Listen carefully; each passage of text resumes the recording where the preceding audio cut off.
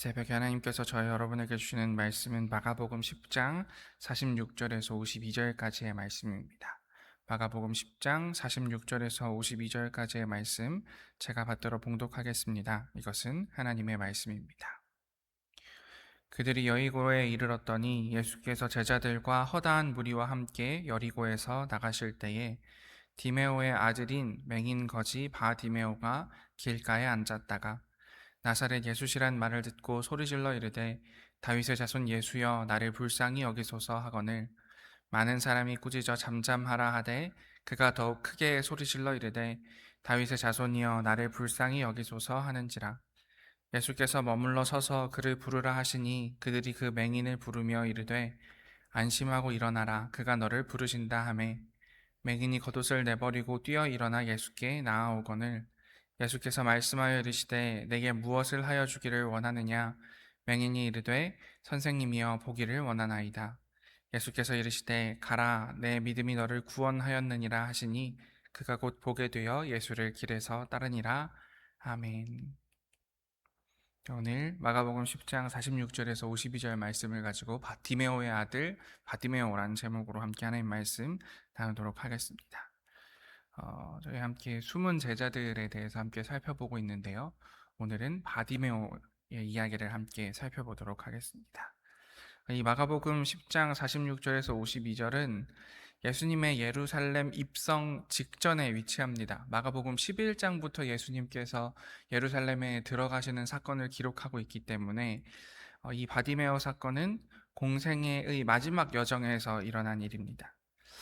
마가 공동체는 이것을 의도적으로 예루살렘 입성 바로 앞에 배치했습니다. 눈먼 사람이 눈을 뜨고 예수님을 따르는 장면으로 예루살렘 입성을 준비하고 있는 구조다라고 이야기할 수 있습니다. 이 바디메오의 이야기는 마태복음, 누가복음, 마가복음, 그러니까 공관복음 세 권에 공통적으로 등장하고 있는데요.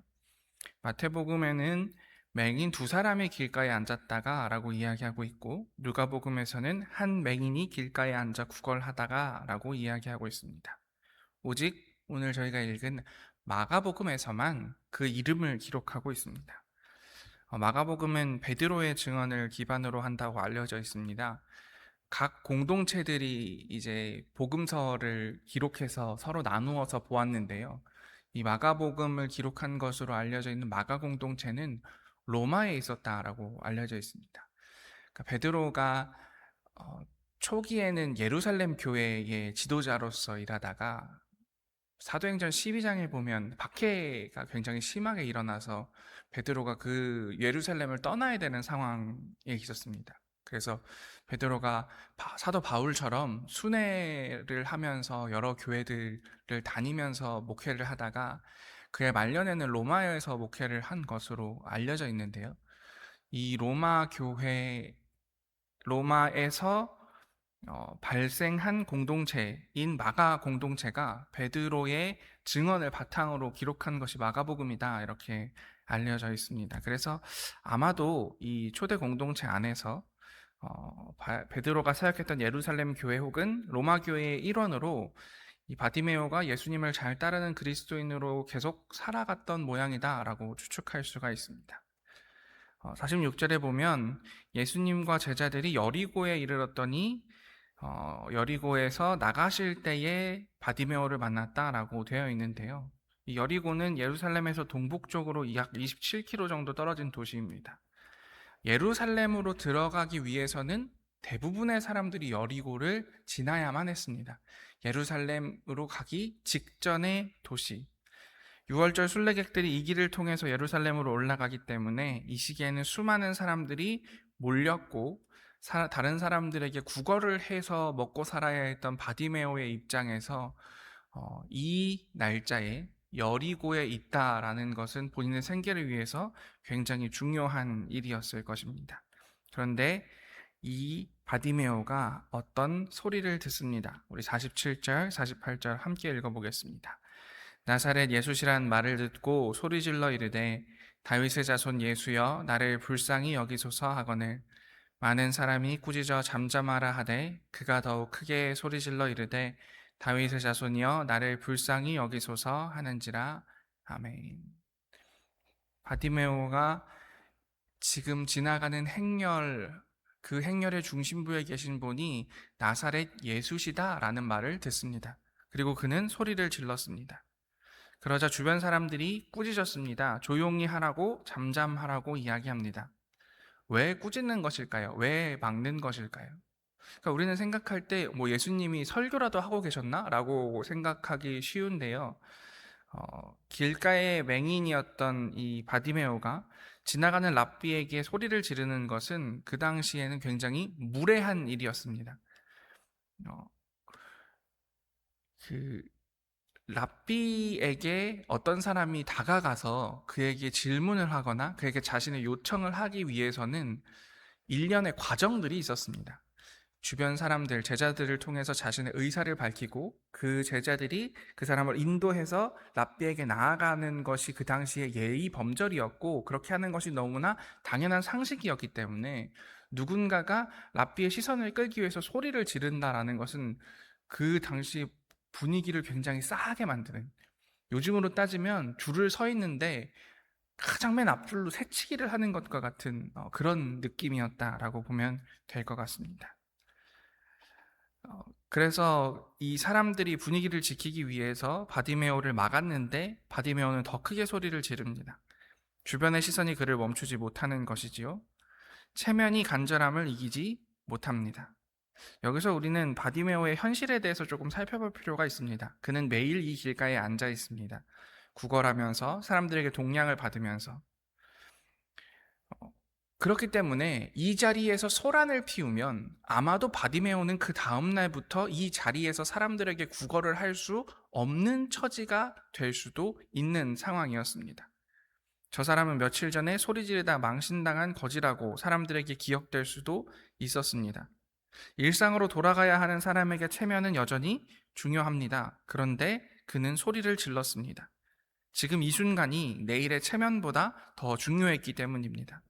예수님께서 지금 지나가고 있으시다는 것이, 이 기회를 놓치면 다시 없을 수도 있다는 것이 주변의 시선을 넘어서고 있는 현실을 우리에게 보여줍니다. 때때로 생각을 해봅니다. 우리도 얼마나 자주 체면 때문에 소리를 지르지 못하는지, 기도가 필요한데도 기도하지 못하고, 다른 사람들의 도움이 필요한데도 도움을 요청하지 못합니다.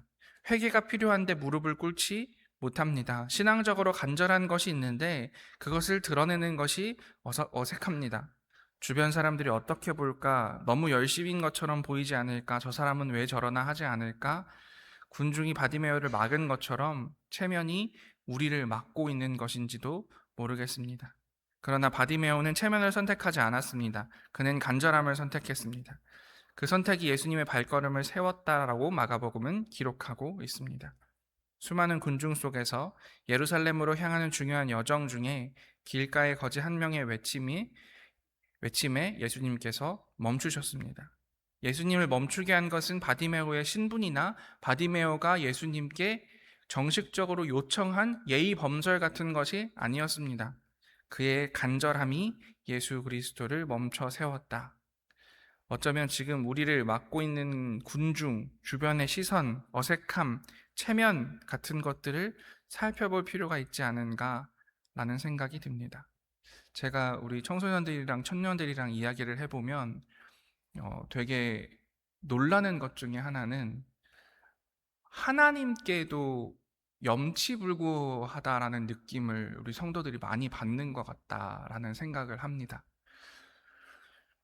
물론 그렇지요. 우리가 하나님의 뜻대로 잘 살지 못하고 예수 그리스도 따라 살아가야 하는데 그렇게 하지 못할 때가 참 많이 있습니다. 매일매일 하나님 믿는 사람답게 살아야 함에도 불구하고 너무나 내 자신을 위해서 살아가는 것이 우리들의 모습이기는 합니다만, 우리가 하나님 아버지 앞에 나의 신앙에 대해서 점검할 때, 그리고 내가 가지고 있는 삶의 문제에 대해서 하나님 아버지 앞에 털어놓을 때, 때때로 우리는 하나님께 너무나 체면, 염치 같은 것들, 어떻게 생각이 드냐면 하나님께 마치 시험을 받는 것 같은, 그래서 내 점수가 너무 충분치 않아서 하나님께 무엇인가 다가가지 못하겠다라는 마음이 우리들 마음속에 있지 않은가 생각해 볼 때가 있습니다. 바디메오를 생각해 보십시오. 그는 예수님과 일면식도 없었습니다. 그가 그의 삶 가운데서 뭐 얼마나 대단하게 율법을 지킬 수 있었겠습니까? 그가 하나님을 따라서 산다면 얼마나 살 수 있었겠습니까? 사람들 머릿속에 장애가 있는 사람은 하나님께 벌 받은 사람이다라는 상식이 있었기 때문에 아마 그 자신도 그 자신을 나는 죄인이기 때문에 평생 눈을 보지 못하는구나 라는 그 자책 속에서 살아가고 있었을 것입니다. 그런데 그 사람 오늘 예수께서 나타나셨다라는 말을 듣고 정확히 어떤 마음인지는 모르지만 그는 소리 질렀습니다. 자신이 할 수 있는 최선을 다했습니다. 자신의 일상 체면 같은 거 내려놓고 하나님께 아뢰고 있다라는 모습이 우리의 모습을 좀 돌아보게 하는 지점이 아닌가. 우리도 하나님 아버지 앞에 우리의 마음을 내어놓고 털어놓고 하나님 아버지 앞에 염치불구하고 나아가고 소리 지르는 우리의 모습일 것이 필요하지 않을까 생각해 봅니다. 우리 10장 49절에서 50절 말씀도 함께 읽어보겠습니다. 예수께서 머물러 서서 그를 부르라 하시니 그들이 그 맹인을 부르며 이르되 안심하고 일어나라 그가 너를 부르신다 하매 맹인이 겉옷을 내버리고 뛰어 일어나 예수께 나아오거늘. 아멘. 그 간절함을 보신 건지 예수님께서 바디메오를 부르십니다. 그 순간 바디메오가 한 행동이 있습니다. 마가는 아주 짧지만 강렬하게 기록하고 있습니다. 50절에 보면 그가 겉옷을 내버리고 뛰어 일어나 예수께 나아갔다라고 이야기하고 있습니다. 그는 겉옷을 내버리고 예수님께 나아갑니다.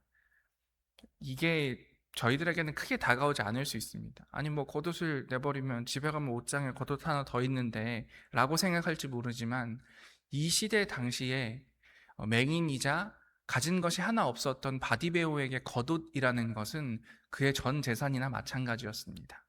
낮에 구걸을 할 때는 바닥에 깔고 앉는 돗자리가 되었고요. 밤에는 그것을 덮고 잘 수 있는 유일한 침낭이었습니다.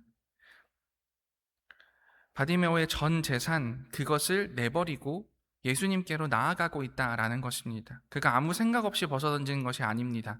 그 겉옷을 버려놓고 갔다라는 것은 내가 저분께 나아가면 다시 이 자리로 돌아오지 않아도 된다라는 생각 때문이었다라는 것입니다. 만약 예수님을 만났는데 아무것도 달라지지 않는다면 그 겉옷은 사라지고 없을 것입니다. 위험한 결단이지요. 그러나 바디메오는 그것을 버려두고 예수님께 나아갑니다. 우리는 신앙 앞에서 무엇을 붙들고 있는지 또한 생각해 보았으면 좋겠습니다. 내려놓지 못하는 것들이 있죠. 어쩌면 손해인 것 같은 것들, 만약 이것을 내려놓았다가 아무것도 안 되면 어떡하나 하는 것들, 퇴로를 남겨두고 싶은 마음, 그래서 한 발은 예수님께, 한 발은 원래 그 자리에 두고 싶은 마음, 우리가 겉옷을 손에 쥐고 예수님께 나아가는 모습입니다. 예수님께 나아갈 때 바디메오는 빈손으로 갔습니다. 신앙의 결단은 종종 이런 모양입니다. 손에 쥔 것을 내려놓는 것, 퇴로 없이 예수 그리스도께 나아가는 것. 만약 안 되더라도 내가 이 길을 가겠다. 그것이 때때로 신앙의 결단이라는 것입니다. 그 결단이 있을 때 진짜 만남이 일어납니다. 예수님께서는 물으십니다. 내가 무엇을 원하느냐? 겉옷을 내버리고 온 사람의 대답은 단순하고도 강렬하지요. 선생님이여 보기를 원하나이다. 그는 아무것도 숨기지 않습니다. 계산하지 않습니다. 겉옷을 이미 버렸기 때문입니다. 지금 신앙 앞에서 내가 붙들고 있는 겉옷은 무엇입니까? 내려놓으면 손해일 것 같아서 아직 손에 쥐고 있는 것은 무엇인가? 그것을 버리는 것이 바디메오가 예수님께 나아가는 방식이자 예수님을 만날 수 있었던 방식이라는 사실을 기억할 수 있었으면 좋겠습니다. 우리 51절, 52절도 함께 읽겠습니다. 예수께서 말씀하여 이르시되 내게 무엇을 하여 주기를 원하느냐? 맹인이 이르되 선생님이여 보기를 원하나이다. 예수께서 이르시되 가라 내 믿음이 너를 구원하였느니라 하시니 그가 곧 보게 되어 예수를 길에서 따르니라. 아멘. 예수님께서 말씀하십니다. 가라 내 믿음이 너를 구원하였느니라. 바디메오의 눈이 떠졌습니다. 그가 평생을 그토록 애쓰고 바랐던, 어쩌면 그가 현실을 사는 사람이었다면 평생 꿈꿔보지도 못했던 순간이 그의 앞에 펼쳐집니다. 보고 싶은 것이 얼마나 많았을까요? 보면서 쥐고 싶은 것이 얼마나 많았을까요? 예수께서도 이렇게 말씀하십니다. 내 믿음이 너를 구원하였느니라. 여기서 구원이라는 표현은 구원으로도 쓸 수 있고 치유로도 번역되는 말입니다. 내 믿음을 통해서 너가 치유받았다, 구원받았다. 너의 병도 구원받았고 너의 인생도 구원받았다. 너의 병도 치유되었고 너의 인생도 치유되었다. 그리고 예수님께서는 말씀하십니다. 그러니 가라. 가서 내가 하고 싶은 일을 하여라. 그에게는 두 가지 선택이 있었습니다. 집으로 가는 것 아니면 예수님을 따르는 것. 이제 자유입니다. 원하는 곳으로 가도 됩니다. 그런데 마가는 마지막 문장을 이렇게 씁니다. 예수께서 길을 가실 때에 그가 따라갔다. 떠나지 않았다. 집으로 가지 않았다. 예수님의 뒤를 따랐다. 라는 것이지요. 그런데 저는 이 문장을 읽으면서 그리고 그 다음 장에 바로 11장 예수님께서 예루살렘으로 들어가시는 장면이 펼쳐지는 것을 보면서 되게 이상한 기분이 들었습니다. 평생 아무것도 보지 못했던 이 바디메오, 눈뜬 바디메오가 본 것들을 상상해 보니까 조금 마음이 울적하기도 하고 바디메오에 대한 생각이 조금 달라졌기 때문입니다. 그는 처음으로 사람들의 얼굴을 봤었지요. 예수님과 함께 예루살렘에 들어갔으니 처음에는 환호하는 사람들의 얼굴을 봤을 것입니다. 그런데 며칠 뒤에 그 환호하는 사람들이 폭도가 되어서 예수님을 잡아 죽이라고 하는 모습을 봅니다. 그리고 며칠 뒤에 그의 눈앞에 펼쳐진 것, 보게 된 눈으로 그가 본 것은 십자가에 달리신 예수님이셨겠지요. 그리고 또 며칠이 지난 뒤 그가 본 것은 부활하신 예수님이셨겠다 싶습니다. 도대체 내가 눈을 뜨니 이 뜬 눈으로 보게 된 것들이 너무나 대단하고 너무나 스펙타클하고 때로는 너무나 고통스럽고 너무나 힘이 들고 때로는 그것을 이길 만한 힘을 주게 되고 이것이야말로 진짜 현실이 아닌가라고 바디메오가 생각했을지 모르겠다 싶습니다. 우리의 신앙생활도 그렇지요. 바디메오가 눈을 뜨고 예수님을 따랐다. 동화책의 이야기처럼 두 사람은 행복하게 살았습니다. 라는 이야기가 펼쳐지면 참 좋겠지만 우리의 신앙의 여정도, 바디메오의 신앙의 여정도 그렇지 않았을 겁니다. 그가 보게 된 롤러코스터와 같은, 그가 느끼게 된 롤러코스터와 같은 감정들, 그리고 예수님께서 부활하고 승천하신 뒤에 로마 사람들에게 쫓겨가며 신앙을 유지하기 위해 애써왔던 그의 삶들, 그 삶이 눈뜬 바디메오가 본 것이고 눈뜬 바디메오가 겪게 된 것이라 싶습니다. 우리의 신앙생활도 그렇습니다. 때때로는 기쁜 일도 있고 때때로는 슬픈 일도 있고, 그리고 우리가 알고 있는 것은 이 불합리하고 말도 안 되는 현실이 예수 그리스도께서 오셔서 이 땅에 하나님 나라 이루어지기 전까지는 힘 있는 사람들에 의해서, 권세 있는 사람들에 의해서, 돈 많은 사람들에 의해서 그들에게 유리한 대로 굴러갈 것이라는 사실입니다. 왜 하나님께서는 이 세상 가만히 두고 보시는지, 그 나라는 왜 빨리 오지 않는지 이해할 수 없는 일들이 우리의 눈앞에도 펼쳐질 것입니다. 그러나 그는 예수를 따랐고 계속해서 예수를 따랐으며 그의 따름이 오늘 우리에게까지 전해졌다는 사실이 우리에게 위로가 되는 것일지 모르겠습니다. 눈뜨게 된 바디메오가 본 것, 그것을 우리도 보면서 살 것입니다. 그러나 그가 마가 공동체에게 이름이 알려졌던 것처럼, 계속해서 신앙을 이어갔던 것처럼 오늘 우리도 우리의 신앙을 이어가며 예수 그리스도 따르기 시작한 예수 따르미들로 오늘도 내일도 주님 다시 오실 때까지 그 길 따라가는 우리 모두 될 수 있기를 간절히 기도하겠습니다. 함께 기도합시다. 사랑의 하나님, 감사합니다.